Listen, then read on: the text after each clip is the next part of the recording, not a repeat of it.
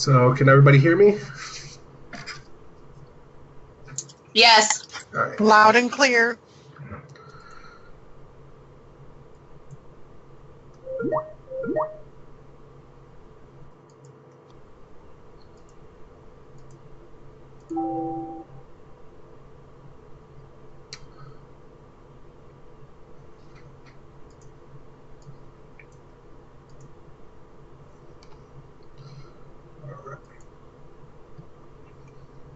So let me just give everybody one more minute.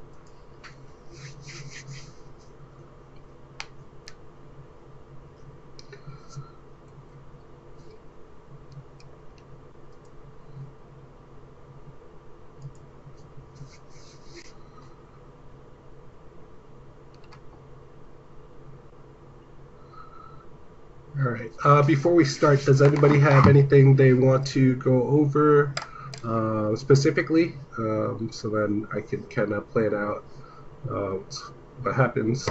Yeah, if you guys have any questions or anything during the during this, definitely feel free to ask and you can bring it up. So then everybody can kind of go over it and learn together. I did have one question about that tail. I know you're probably not on that yet, but the tail that we did where we had to manually calculate it, since it wasn't canceled, would we just cancel that first and then process the tail? Yeah. Okay. So if they accept it, then we would need to cancel the policy and then process the tail. Okay, perfect. Yeah, and let me know if you need to do that because I'm not sure if the cancellation will show the tail button yet, and then I'll need to have Ness get that button to show. Okay, perfect. Thank you. All right.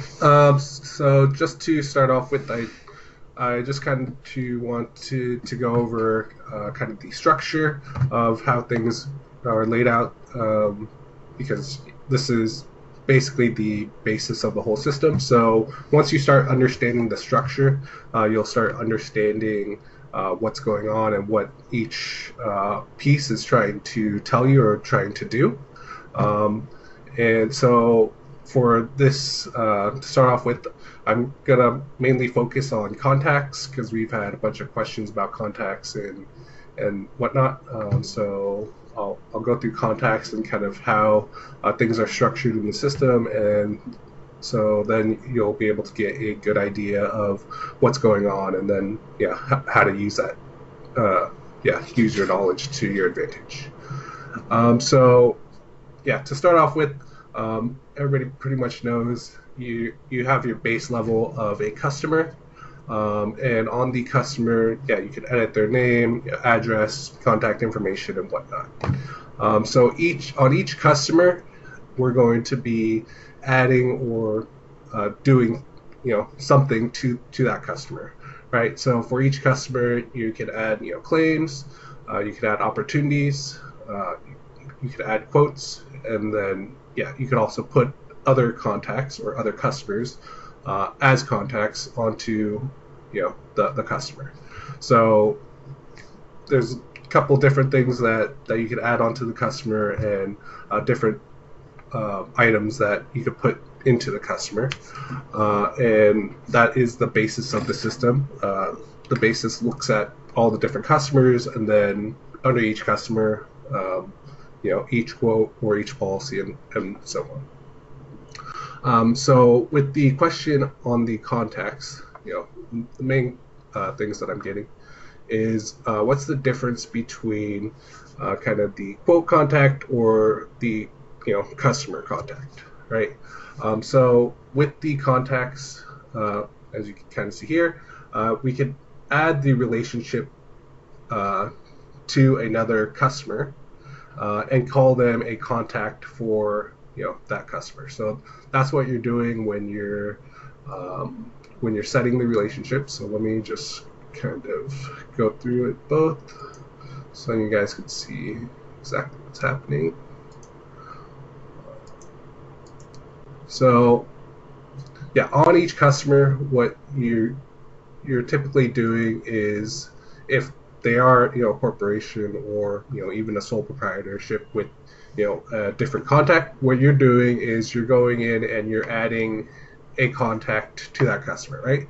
So you're going to relationship and you're adding a customer type or contact person relationship to them.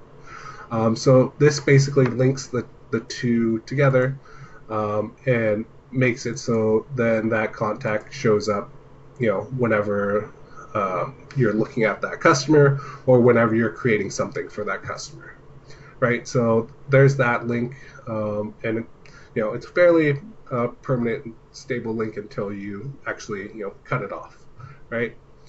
So what happens when you create a quote or opportunity or policy is that on each quote that you create, so let me just add another contact real quick. So here I'm creating another contact relationship, so just make sure I'll just put this, and then you could on here you could designate if they're primary or not.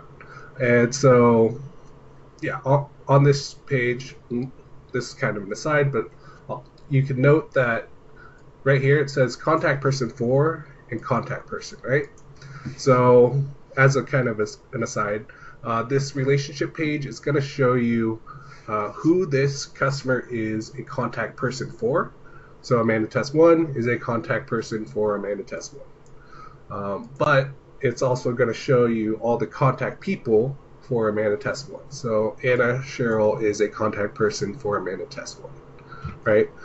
So there have been some issues with some people not being able to remove or contact people, and that is generally the case when you're trying to remove a contact person for.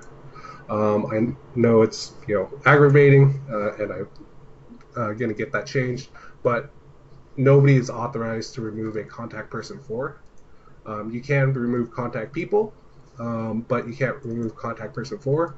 So what you do is, if you see this message, just hit the I button, and then you can go and remove the contact person from this, right? So Amanda Test 1 is a contact person for Amanda Test 1. And sorry for the repetitive.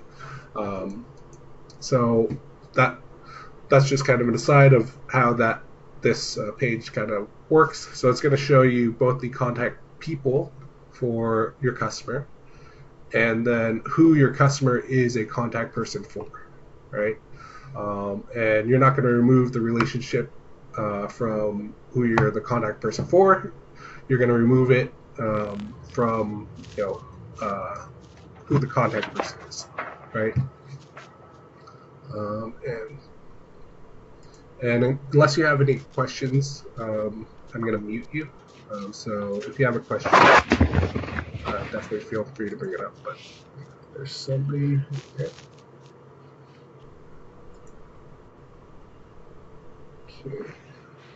All right, Joe. There you go. All right. So, So contact people and how it relates to quotes, right? So on your customer, you're going to have a contact person. And when you create your quote, the first thing, or if it's already created for you, the first thing it's going to ask you is who the contact person is, right? So who are you working with, or who's the primary contact on this quote? And this should be the person, if you can't set it up like this should be the person who's going to be signing the documents, who's going to be actually approving the quote. So this is intended to be that person. So since this is an individual, it's going to automatically set it to myself, so whoever the customer is. But I don't want myself, right? I don't want the customer. She really doesn't do anything. She's just kind of the head broker. She doesn't really deal with the E&O. Whoever deals with the E&O, it's actually Anna. So let's put Anna in there. So once I set Anna, and I might get an error here, so bear with me. Sorry. let's see.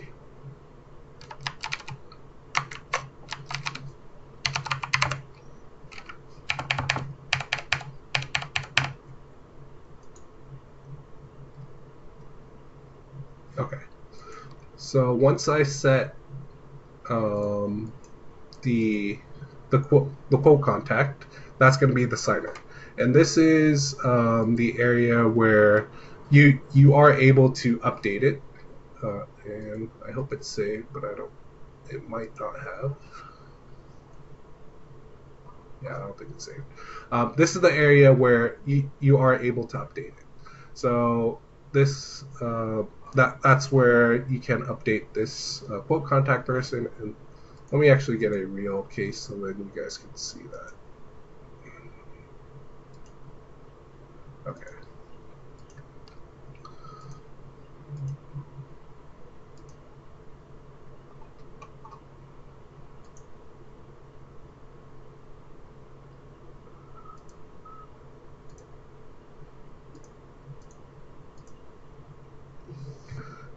Right. So the basis of it is that whoever you set as the quote contact, that is going to be whoever receives all of the email notices or any of the emails that are automatically sent out to the customer. So any payment notices, any non-renewal or notice of cancellations, it's going to be sent to that, or it's going to try to send to that quote contact first. So whoever the quote contact is, that's going to be the policy contact, right? So if there happens to be a case where somebody is the quote contact, but they are not the actual contact for the policy, let's say for some reason there's two different people handling the issue, there is a ticket in the system to can handle those automatically, so then you could select who is who. But in the case where it happens during the policy and they give you a call and say, actually this person is handling all the payments, can you send the payment notifications to him? You would go and do this contact person change on the policy. So this contact person change, I kind of went over it a couple times.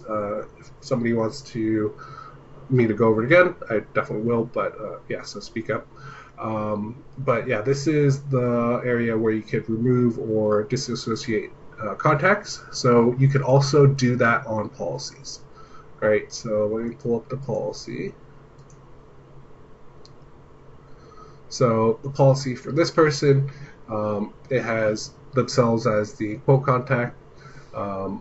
This is actually a little bit different for me to change. So, but the general idea is that you are able to update whoever is going to receive the payment notifications or any of the policy notifications. And for different policies, you could have different contacts, right? But it is controlled on the actual policy itself. It's not controlled from this relationship, right? This relationship is just simply stating that, they might be the primary on the customer itself, but that doesn't really tell the system anything. What the system is really going off of is who the policy contact is. So whoever the policy or quote contact is, that's who's going to be receiving all of the notifications. Now, there is a fail-safe. So let's say that for some reason, whoever the primary is, their email gets deleted, right? So whoever the quote or policy primary is, their email gets deleted, during midterm. Nobody notices, right? So what the system is going to do, and this is the Excel sheet that I sent the other day about the email sending logic. What the system is going to do is it's going to first try to send to the customer primary, right? So if it notices that the email for the quote contact is missing, it's going to try to send to the customer primary, right? So whoever you have marked out as primary. And if there is no primary, and if there is no email for the primary, either or, what it's going to do then is going to try to send the email to the customer email, right? So if the customer is an individual, it'll try to send to that. If the customer is a corporation, then there's generally no email. So so if the customer doesn't have an email, then and only then will it shoot the email directly to the assigned to on the quote or on the policy. So for instance, this happened to Mo the other day. She received the binding receipt email, and she didn't know why. So the reason why was because the email for the customer or the contact wasn't there.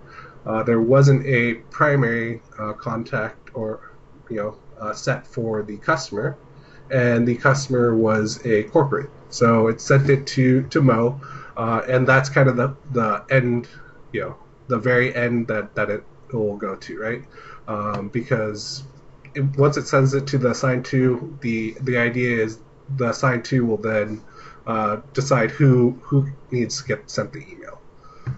So that is kind of the basics of the contacts and how the emails are sent out and the kind of logic for it. Does anybody have any questions about logic, how the selections are made, how the emails are kind of targeting different people? Yeah, and this was recently changed and updated, and we're just starting to really send out a lot of emails from the system. So yeah, definitely bring up questions if you have it. We believe all the different cases have been found and taken care of.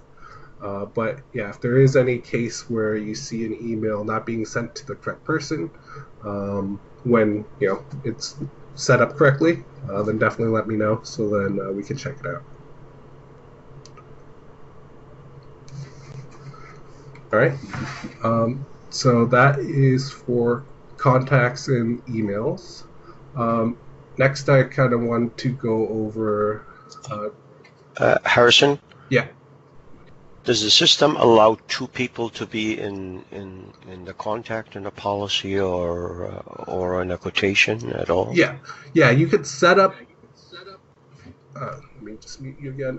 Sometimes what happens is there is an agent called in behalf of the broker, but when we send the stuff, they'll say, "Oh, is it okay if the broker sign it or I sign it?"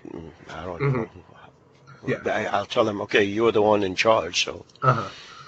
So for the signer is set up specifically as the quote primary. But you can add multiple contacts onto that quote, right? Okay. So let me just see here. Let me just add a couple more. But currently that really doesn't do much. Okay. But the idea would be later on down the line, once we get the ability to say, okay, send these specific emails to this person, then it'll start being more useful for you. But you see here on this, you see how both have the add, right? Both are not marked as associated, but I can go ahead and associate both, right? And so now they're contacts onto this policy. Mm-hmm. Yeah, so you could do that on the quote as well. To add multiple contacts onto the quote policy.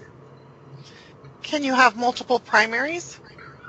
No, that's the right, because primary means first, or most important. So currently, you can't have multiple primaries. It might be something if we decide we want to do it, but as it currently is, primary set to whoever, or whoever's going to sign is set as the primary, and so that is used throughout the quoting process. So that's why we need to have that set.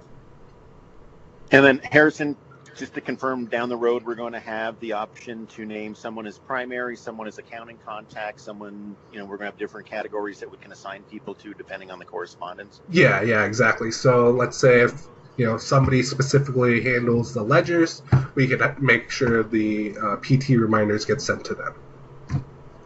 Versus cancellation notices get sent to the broker or so on.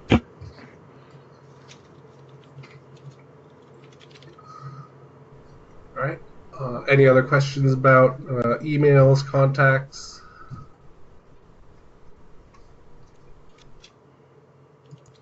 All right. Next, I just kind of want to quickly go over the dashboards and just how to set it up and how to use it, because more and more information has been put into the dashboards. So if you ever have questions about why something isn't there or what's happening, just kind of wanted to go over it and let you know what's happening. So go ahead and mute whoever's typing. There we go. Okay, so this is the quote dashboard, and there are other dashboards as well that we can go through, but I like quote because it has a couple of different things to see, but even better might be okay. So on this quote dashboard, or on majority of the dashboards, the top item that you're going to see is right here where it says, let you pull count, crest revenue, or crest value. So in general, you're just going to want to leave it at count. The two other different areas aren't very well specified and spec'd out and tested. So in general, just leaving it on count. Don't even worry about the other two unless you're just wanting to check it out and see what's going on. Count basically just pulls the data for each individual object that they're looking at. So in this case, quotes is going to pull up all the different quotes that are in the system, regardless of what's happening. So yeah. At the top, leave it at count. The next thing that you're going to see is this time field, which I personally don't like, and we're going to look to change it down the line, but we're stuck with it for now. What time does is it is going to look at a set period, whatever period that you have set up on that field, and it's going to pull the data just for that period, right? So if I have it set to current month, it's only going to pull up quotes that are effective in the current month, right? So if I have it set up to current month, but then I try to pull data from a different month, it's going to say you're trying to look at something that's not there. So it's going to give me nothing. So this is me just pulling up the current month. So it pulls up the data for the current month. But if I try to pull up current month, but then also have looking for things effective next month, it's going to tell me, oh, okay, I guess that happened. So let me just go ahead and log in, and I hope I didn't break it.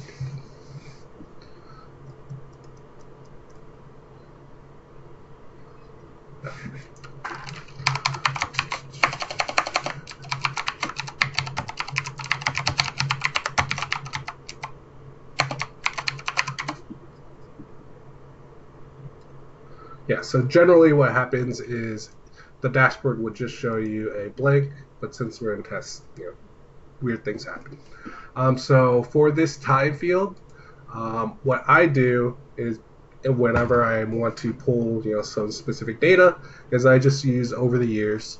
Over the years is going to pull up, it's going to pull all of the data for you, and then you could use the other filters to filter out what you need. So I pull over the years, and then I want to look at April, and so I set April, and so it's going to pull up all the April data for me, and then I could go further and restrict more items than than I would need. So that's the general basis of the dashboards, and it's on all the other different dashboards. And again, to export this data, what you do is you would use not export data, because that's going to, I mean, you can if you want a CSV file. So you can pull up all the data and it'll pull up a CSV file for you. Or what you can do is you hit export report, and so that it just instead of a CSV file, you create an Excel file or so on. And then like I showed before, then you would need to format the Excel, and then you'd be able to use it as you like. So on these different dashboards, there's now much more fields. Should be a lot more useful for you when looking at maybe you want to see the quotes that you've done in the past, or things like that.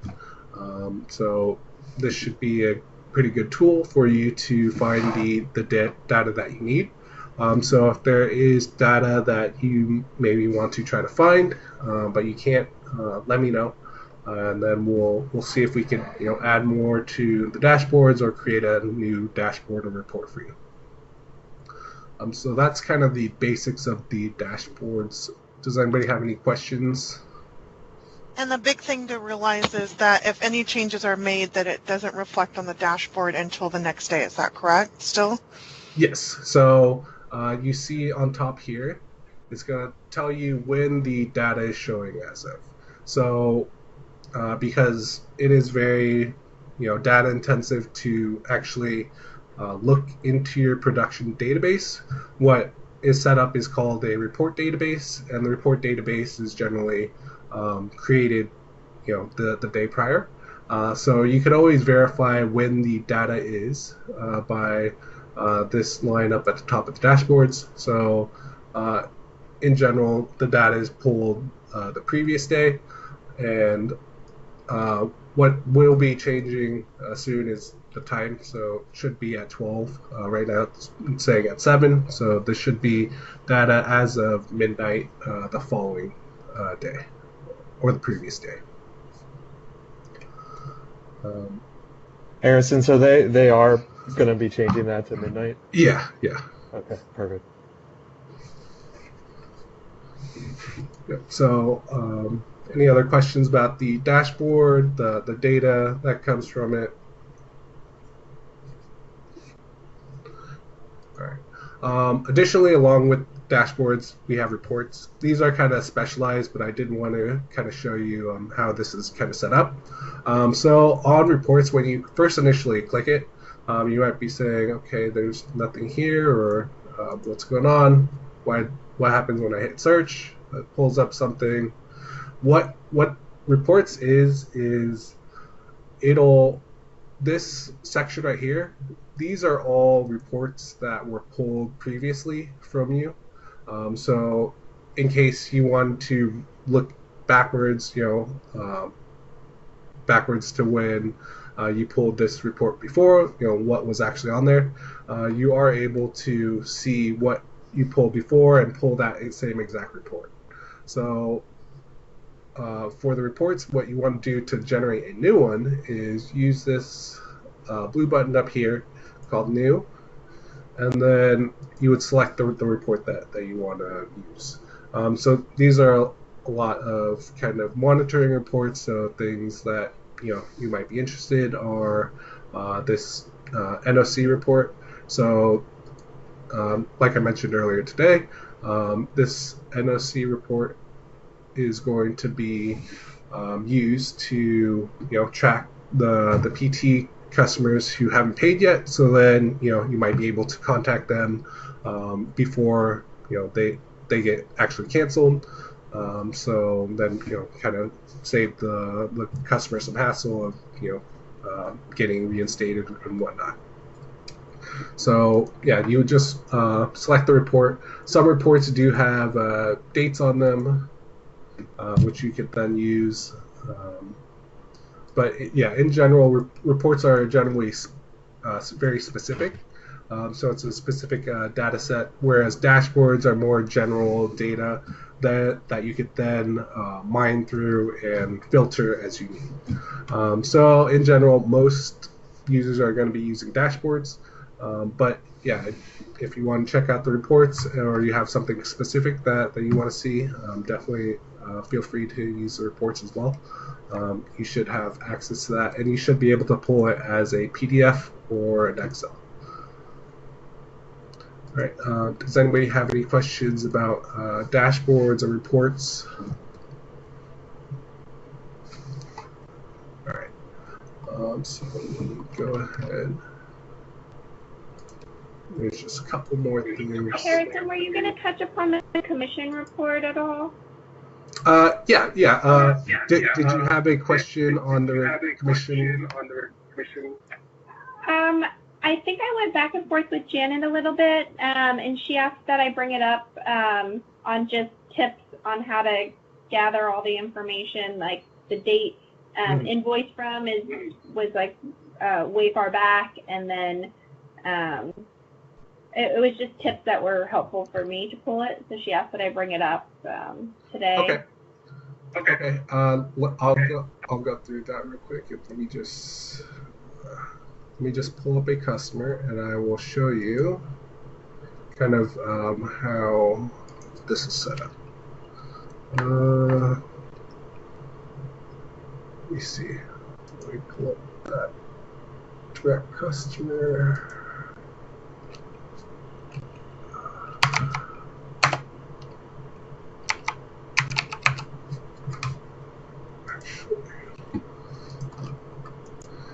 Yeah. I'll just use the examples that you sent me the other day. Where is it?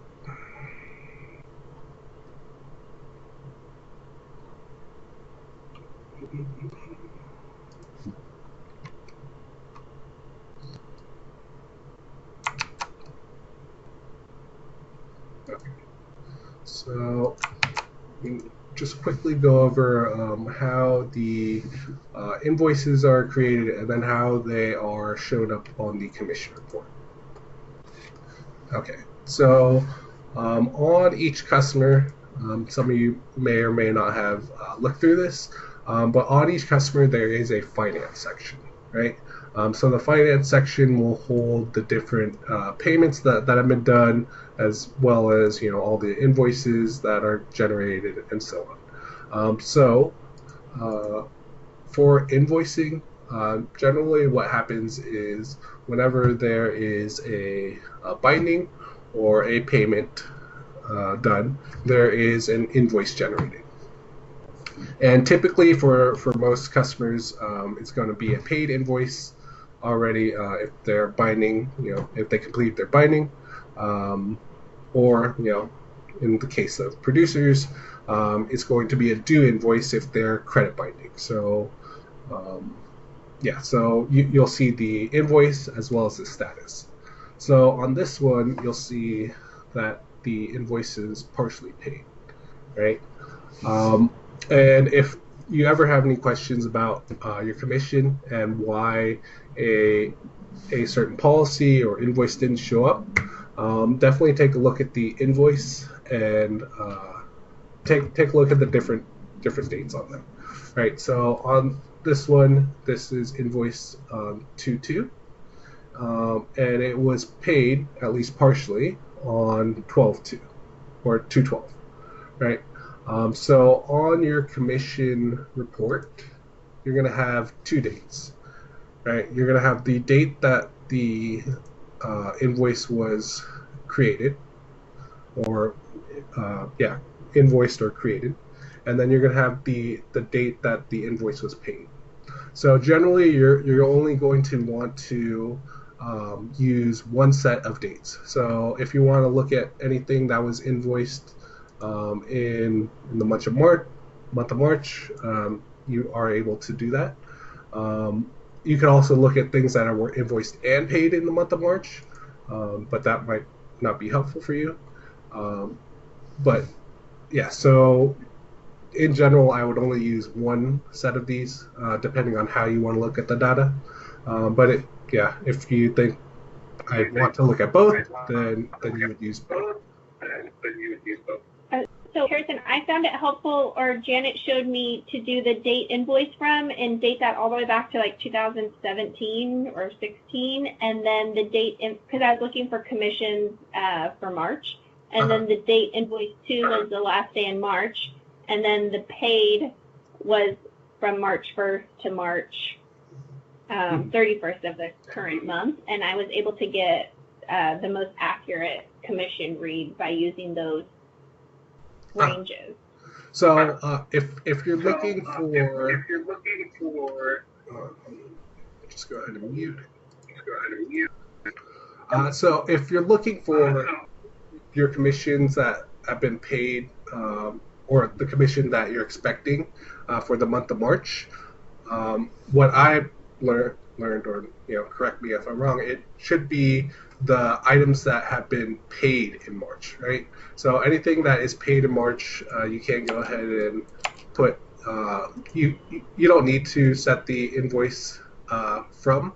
All you need to do is just select the date paid from and the date paid to. You can go ahead and use both if you want, but like I said, it's not necessary. But just to let you know kind of the difference between the two.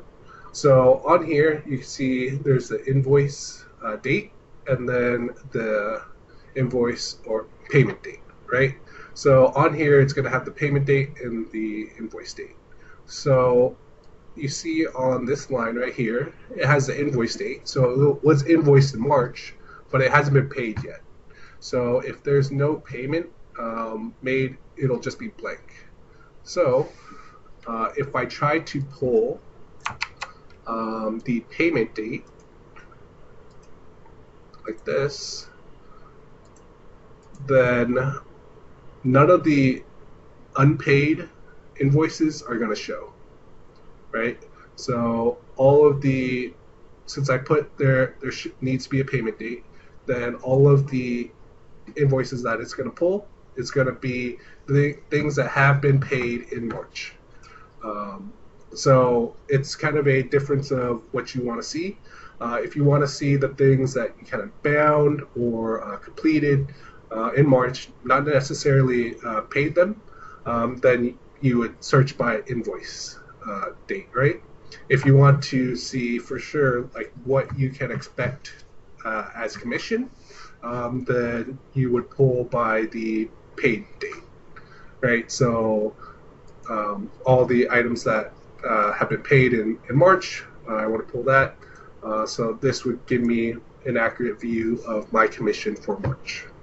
Does that kind of make sense? Yeah, thank you. I felt like I'll have to double check it, but when I put in, if I was looking what I was expecting to get paid in March, and then I put date paid from for the month of March, it didn't pull stuff that was invoiced in February that was paid in March. But I'll double check that. Yeah. If you see any issues in the data, then definitely let me know. So then, we can take a look at it. But actually, let me just try this real quick. Since this is partially paid and I'm in the test system, I'm just going to try to pay this. And then let's see if it updates the payment date.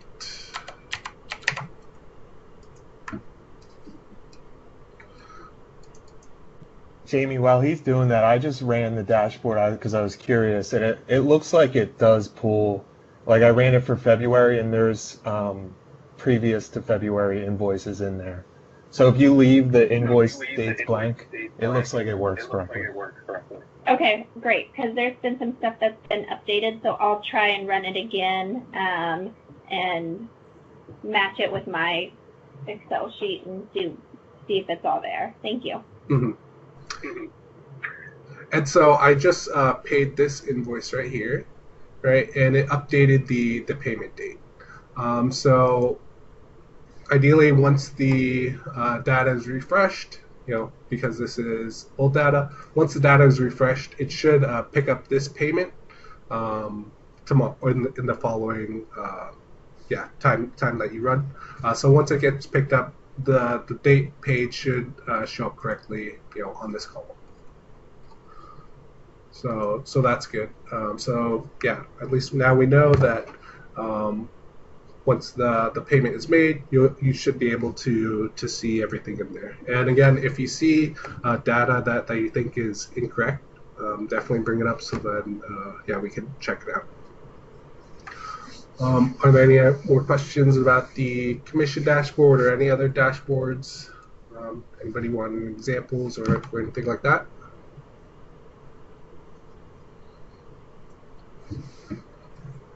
All right. What was I going to do? Okay. Let me just pull up this example we're working on. Okay.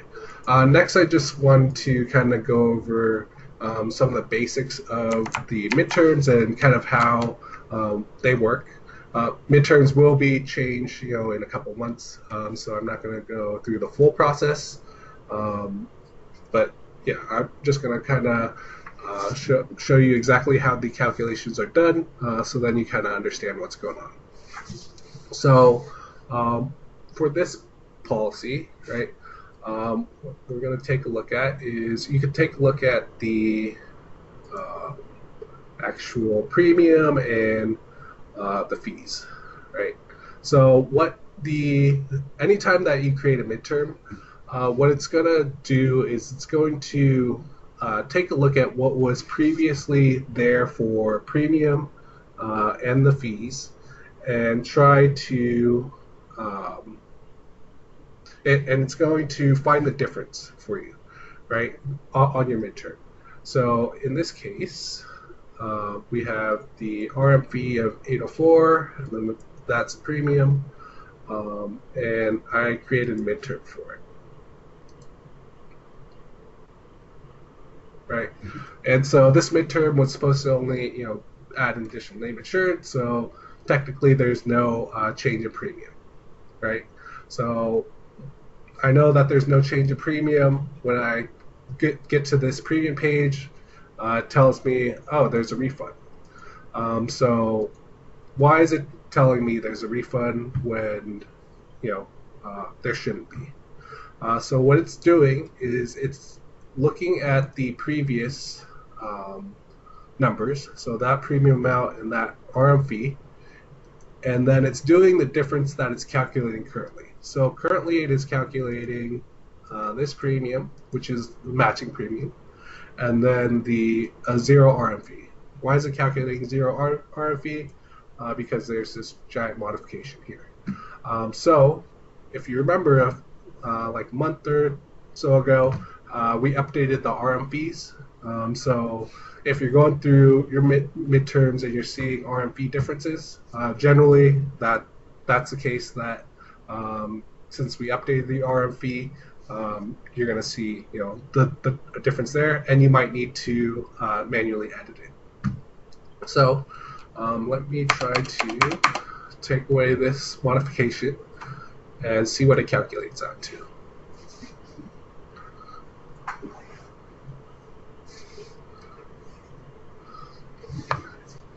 So once I took out the modification, it calculated to 804, right? So it calculated out to what it was expecting at the base. So what the system is doing is one, it takes a look at the previous configuration that we have set up, so the premium and the fees, and then it takes a look at what you currently have. So this is the current, and then it finds the difference and it'll prorate it for you, right? Previously, when we used the Rater, we had to do the prorating and everything all ourselves. So this kind of eliminates that, but it is, contingent on what the rating is at currently. So if you have cases where you know that you don't want to either charge or refund premium, what you need to do is you need to manually set whatever is shown here, right, on your premium page to whatever is shown on the policy details page, right? So if there's a case where, the RM didn't come out exactly to 804, I would do modifications until this read 804, right? And the same with premium. If the premium wasn't matching, I would go down to the bottom and change the premium amount so that I could get this nil endorsement and then proceed on. And that's kind of the basic structure of how the midterms are being calculated. In a couple months, we're going to, kind of fix things up to make it look nicer and make it easier to read. But yeah, that's kind of the basics of it. Does anybody have any questions? Anything they want me to go over?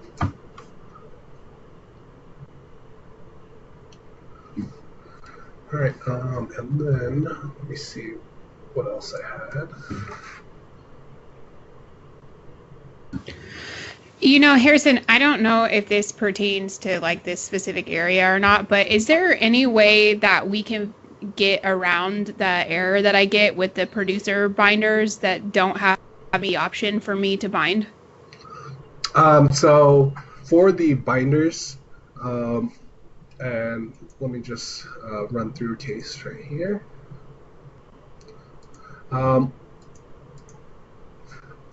So this is kind of a process issue. So when sending binders to accounting, typically what happens is you just get the binder and then you kind of send along the documents to them. What accounting does is they'll try and go and bind it or purchase it. Unfortunately, accounting doesn't have the authority to approve quotes or push them through the whole quote process. So sometimes accounting gets stuck because they don't have the buy now button, right? So in terms of the process, I don't know if it's fully laid out. If which team does what. But what happens is accounting gets that request. They don't see the button, so then typically they send it to me, and I'll go through the quote for them. So what accounting means by not seeing what they need to is they need to see the buy now button. Accounting can't hit the proceed to pay and then go through the whole quote. So yeah, if we want to set up a process so then whoever is sending you the binder goes and verifies both that the numbers are accurate and that the document has been received and uploaded, then yeah, that's definitely something that can be worked out with I think Dana and then the producer teams to make sure that they're doing that. But basically what I do is I go to the quote, I verify the numbers are accurate, I just hit proceed. This is something that accounting can't do currently. And then once I hit proceed, I'll upload the document into the document section. Let's just get this to load. And then I will hit the documents that are not required. So once I load the documents here, I'll hit not required. Then I just hit finalize. And then now the payment page is there. I hit back. And then you'll see that this buy now button is there. And once a buy now button is there, basically it means it's ready for accounting to either enter in the physical check or to credit bind or do whatever binding they need to get done. So yeah, we could work out the entire process with the data and kind of see if we could get everybody on board to get that process done.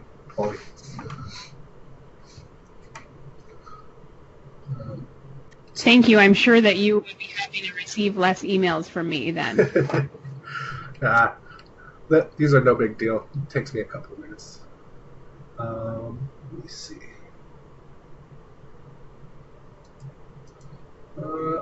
I think that is pretty much it, unless anybody has a specific question or something that they want to go over. I think we're getting pretty close to an hour, so unless anybody has anything they want to go over specifically, I think that should be it.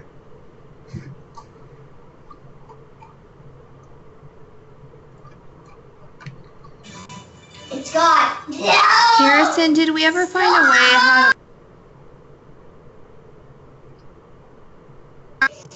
Sorry. Did we ever find a way how to pull a report for any midterms that have been done? Yes.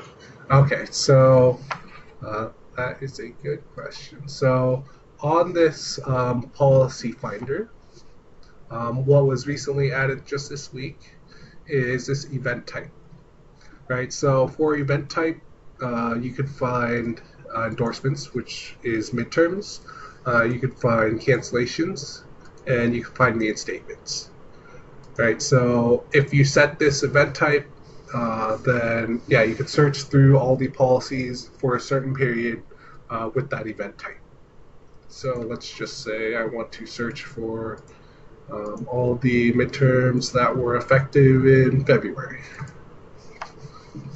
So I would set endorsement as endorsement, and then the effective date, and then here are all the policies that have a midterm. So then I could go into them, I could look, yep, so here's the endorsement. You could check the history, and there's that midterm.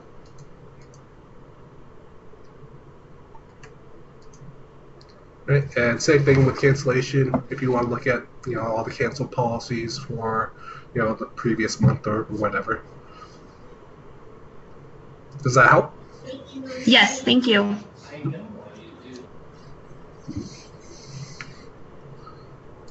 Right. Any other questions? Any issues that you want to bring up? One question, Harrison, and I apologize if you've shown this in the past. Is there a way that we can see what policies we're working have renewed without our intervention so that I can clear my tasks? Mm-hmm. Okay, so one good tool that you do have is this renewal stats report. So what you can do is you can periodically look at this, and I'm not sure in terms of you not touching it, if that would be easy to find those cases. But what you can do is you can look at this renewal stats and use. Oh, it's not on here. Okay, it's on in production. I'll just show you here. So let me just look at April stuff. And so now in production, there are two fields called renewal assigned to and renewal status. So you can look at the renewal assigned to, so whoever it is assigned to, on the renewal. And then you could look at the policies issued, right? So for this, it's going to look at your April accounts and everybody who's bound the renewal. So these are all the accounts that were bound in April that have already renewed. So you could just not set this, and then you could pull all your renewals, and then figure out using the column. I'd sort it alphabetically. That's usually how I look at tasks if I need to.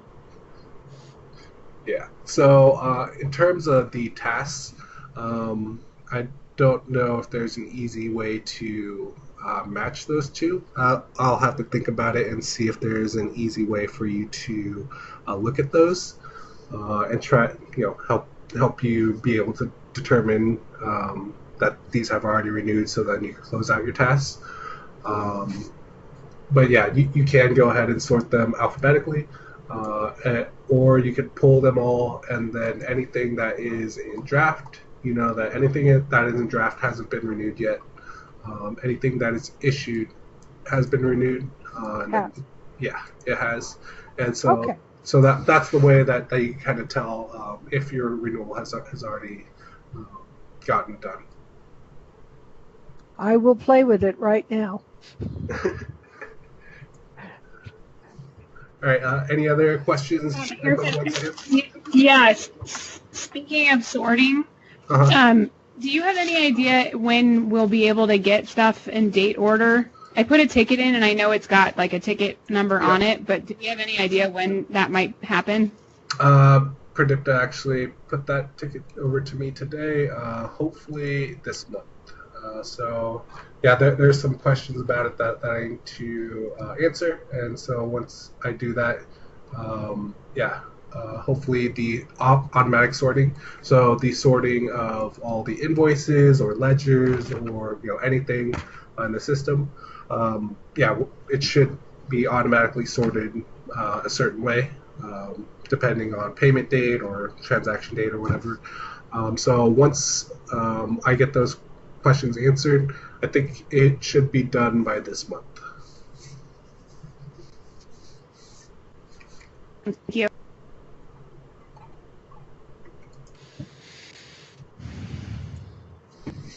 All right. Good questions. Anything else?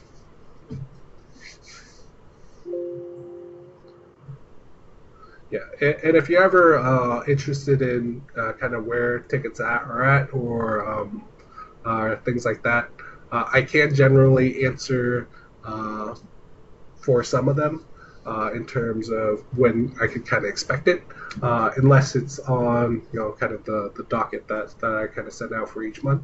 And if you ever want to kind of increase priority or something, definitely see your manager, so then we could decide kind of the priorities together. Each month we go through the different things that are being done, and then we prioritize based on management feedback. All right. If there's no other questions, that's pretty much it for me. Thanks, Harrison. Thank you. Thanks. Thank you. Thanks, Harry. Bye, everybody. See ya.